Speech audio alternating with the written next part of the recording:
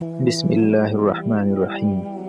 ناظرین کرام، آج ہم آپ کو لے کر چلتے ہیں ہندوستان کی اس سرزمین کی طرف جہاں کبھی علم کی روشنی تھی، روحانیت کی خوشبو تھی اور علماء کی بزم آباد تھی، لیکن پھر باطل، ظلم، فتنوں اور اندھیروں نے اس سرزمین کو گھیر لیا۔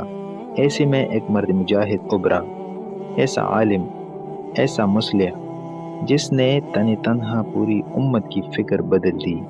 یہ داستان ہے حضرت شاہ ولی اللہ محدث دہلوی رحمۃ اللہ علیہ کی۔ 4 شوال 1114 ہجری، دلی کے ایک عظیم روحانی گھرانے میں ایک بچے نے آنکھ کھولی جسے دنیا شاہ ولی اللہ رحمۃ اللہ علیہ کے نام سے جانتے ہیں۔ آپ کے والد حضرت شاہ عبد الرحیم رحمۃ اللہ علیہ پہلے ہی اپنے دور کے بڑے عالم تھے۔ بچپن ہی سے گھر کا ماحول ذکر و فکر، قرآن و حدیث اور روحانیت سے بھرا ہوا تھا۔ 6 سال کی عمر میں قرآن مجید حفظ کر لیا، 9 سال کی عمر میں عربی و فارسی پر عبور حاصل کیا، اور صرف 15 سال کے تھے کہ حدیث، فقہ، تفسیر، منطق، فلسفہ، ہر علم میں مہارت حاصل کر چکے تھے۔ لیکن اصل سفر ابھی باقی تھا۔ شاہ ولی اللہ رحمۃ اللہ علیہ 24 سال کے تھے جب دل میں تمنا جاگی کہ حج کرنے جاؤں اور علم نبوی صلی اللہ علیہ وسلم کے سرچشموں سے براہ راست فیض حاصل کروں۔ وہ دہلی سے چل پڑے۔ یہ وہ زمانہ تھا جب سفر میں مہینے لگ جاتے تھے۔ بھوک، بیابان، ڈاکو، سمندری آندیاں سب راستے میں حائل تھی، مگر شاہ ولی اللہ رحمۃ اللہ علیہ کی آنکھوں میں ایک ہی خواب تھا: مدینہ، مدینہ، مدینہ۔ جب پہلی بار حرم نبوی صلی اللہ علیہ وسلم دیکھا تو ناظرین، تاریخ بتاتی ہے کہ وہ بے اختیار رونے لگے۔ ایسی ہچکی بندی کہ لوگ انہیں سنبھالنے آئے۔ مدینہ کی گلیوں میں 14 مہینے رہے۔ یہاں انہیں شیخ ابو طاہر مدنی رحمۃ اللہ علیہ جیسی جلیل القدر اساتذہ کا قرب ملا۔ یہاں وہ صرف علم ہی نہیں سیکھ رہے تھے بلکہ وہ امت کی نبض پڑھ رہے تھے۔ امت کی حالت بری تھی، فتنوں نے ہر طرف گھیر رکھا تھا۔ ظالم حکمران، کمزور مسلمان، فرقے، گروہ، انتشار سب سر اٹھائے ہوئے تھے۔ مدینہ میں کھڑے ہو کر انہوں نے فیصلہ کر لیا، واپس جا کر آخری سانس تک امت کی اصلاح کے لیے لڑوں گا۔ یہ فیصلہ بعد میں تاریخ نے پوری برصغیر میں محسوس کیا۔ شاہ ولی اللہ رحمۃ اللہ علیہ جب دہلی واپس آئے تو منظر بدل چکا تھا۔ مغل سلطنت کمزور ہو گئی تھی، امراء عیاش، عوام بے بس، ہندو بادشاہت طاقتور اور مسلمان انتشار کا شکار تھی۔ یہ وہ وقت تھا جب دہلی کی گلیوں میں خون بہتا تھا، ڈاکو، لٹیرے، بدعنوان حکمران، ہر طرف اندھیرا ہی اندھیرا تھا۔ ایسے ماحول میں شاہ ولی اللہ رحمۃ اللہ علیہ نے خود سے کہا، اگر میں نہ اٹھا تو یہ امت ہمیشہ کے لیے تباہ ہو جائے گی۔ شاہ ولی اللہ رحمۃ اللہ علیہ نے سب سے پہلا قدم اٹھایا اور قرآن کا فارسی زبان میں ترجمہ کیا تاکہ عام مسلمان بھی قرآن سمجھ سکے۔ یہ فیصلہ آسان نہیں تھا۔ علماء کے ایک گروہ نے سخت مخالفت کی، فتوے لگائے گئے، محافل میں آپ پر تنقید ہوئی، مگر شاہ ولی اللہ رحمۃ اللہ علیہ ڈٹ گئے۔ انہوں نے کہا، قرآن سب کا ہے، صرف عرب کا نہیں۔ یہ وہ لمحہ تھا جب ہندوستان میں قرآن عام لوگوں تک پہنچا۔ ایسی بات پہلے کبھی نہیں ہوئی تھی۔ ہندوستان میں جرائم بڑھ رہے تھے، مسلمان کمزور تھے، مرہٹے طاقتور ہو چکے تھے۔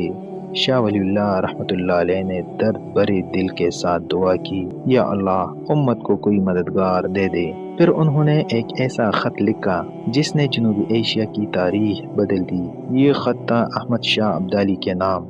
خط میں لکھا تھا، اے احمد شاہ، اگر تم نے مسلمانوں کی مدد نہ کی تو ہندوستان ہمیشہ کے لیے کفر کے ہاتھوں چلا جائے گا۔ یہ خط پڑھ کر احمد شاہ ابدالی کی آنکھوں میں آنسو آ گئے۔ انہوں نے فوراً لشکر تیار کیا اور میدان پانی پت میں وہ تاریخی جنگ لڑی جس نے مسلمان سلطنت کو مکمل تباہ ہونے سے بچا لیا۔ اگر شاہ ولی اللہ رحمۃ اللہ علیہ یہ قدم نہ اٹھاتے تو شاید آج برصغیر کا نقشہ بالکل مختلف ہوتا۔ 1739 کو ایک دلخراش واقعہ پیش آیا۔ نادر شاہ دہلی میں داخل ہوا۔ قتل عام، لوٹ مار، آگ، لاشیں، خون کے دریا بہے۔ پورا شہر مرثیہ بن گیا۔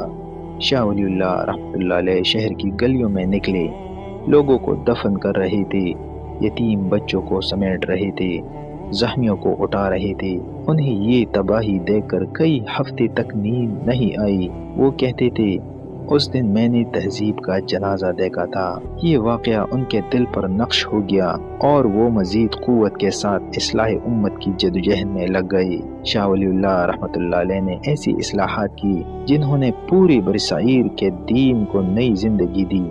ہند میں حدیث کا علم کمزور پڑ چکا تھا، انہوں نے اسے دوبارہ زندہ کیا، اختلافات کو ختم کیا، دلائل کو مضبوط کیا۔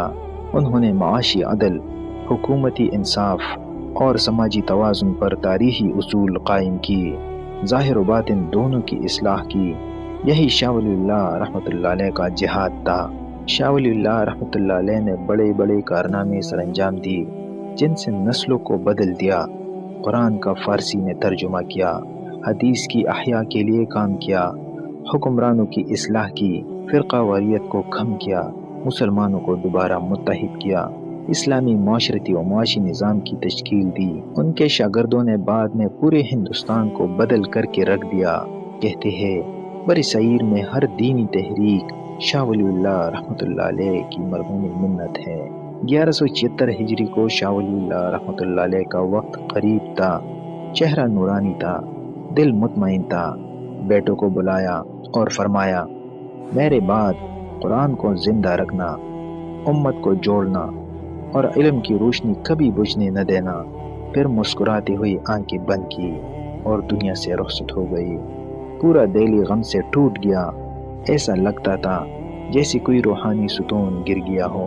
ناظرین کرام، شاہ ولی اللہ رحمۃ اللہ علیہ کی زندگی ہمیں یہ سکھاتی ہے کہ حالات چاہے کتنے بگڑ جائے، امت چاہے کتنی ٹوٹ جائے، حکومتیں چاہے گر جائے، اندھیرا چاہے کتنا ہو جائے، ایک مخلص عالم، ایک سچا دل رکھنے والا انسان پوری قوم کی تقدیر بدل سکتا ہے۔